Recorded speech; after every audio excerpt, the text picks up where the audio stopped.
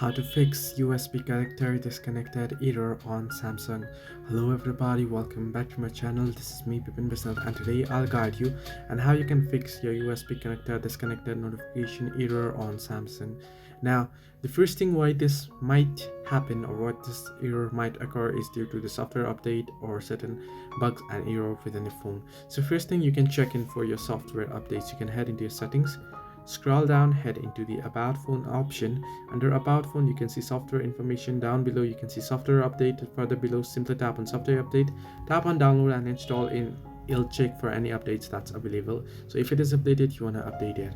If there, you can see I haven't updated. Now it's asking me for update here.